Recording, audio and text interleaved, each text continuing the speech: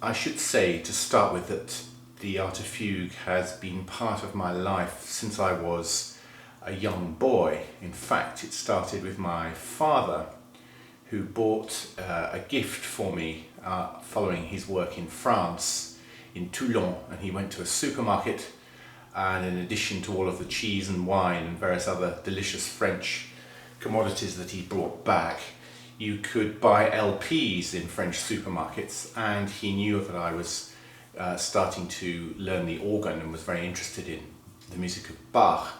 And he knew nothing about that particularly, but he bought me this double LP album recorded by a famous French organist, Marie-Claire Alain, of Bach, the Art of Fugue. So he saw Bach and organ and bought it. And I didn't know any more than he did about the piece and what I was listening to, but I was absolutely transfixed by this remarkable work and by the beautiful performance of it at that time. And so I got a score of the work, and I learnt a couple of the movements from it, a couple of the contrapunctus movements. And then when I was at university, I remember vividly, because I was absolutely terrified, turning pages for Francis Greer when he performed the Art of Fugue at the Royal Festival Hall on the organ. I learnt progressively the whole work and played it myself on the organ, something I no longer do. I'll come back to that. So really the Art of Fugue has been very much part of my musical life and stimulus for as long as I can remember. Why record it for YouTube? Well, really, it was a process. And really, it was a bit of a consolation prize for me, because I was supposed to be giving 2 complete performances of the Art of Fugue on the harpsichord, including one in Cambridge for Bach Network UK, where I would have had the marvellous opportunity of discussing it with some of the world's finest, most recognised musicologists on Bach's music, and to have to cancel both performances I was supposed to do for health reasons, for some quite important surgery, meant that I was rather bereft, having done quite a lot of work and preparation for those concerts.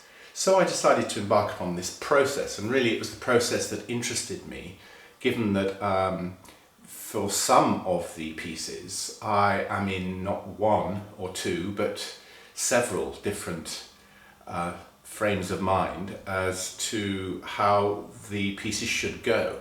Indeed, I could, in fact legitimately in the case of some of the pieces, put out 3 or 4 different and I think equally valid interpretations and let the listener decide which one to choose.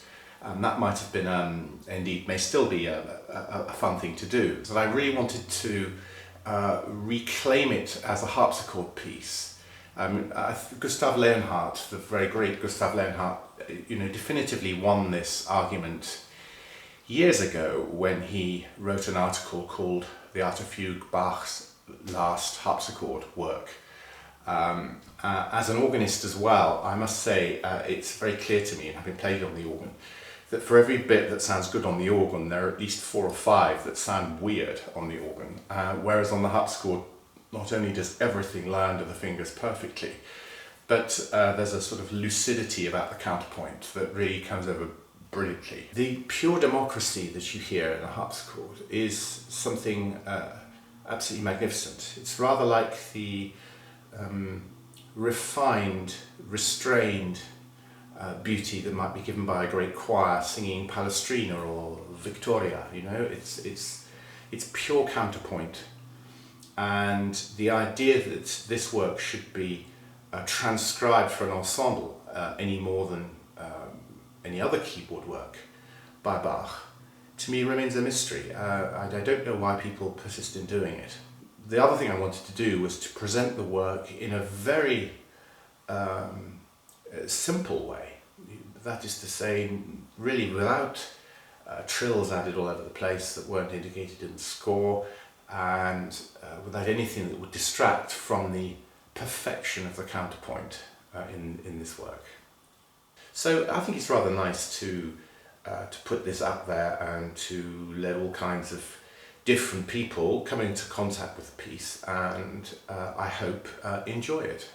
It is certainly for me the most remarkable of all Bach's music. I mean, I play every note of his organ music and pretty much every note of the other keyboard music as well. And I must say the Art of Fugue is infinitely preoccupying and in the most wonderful and fulfilling way.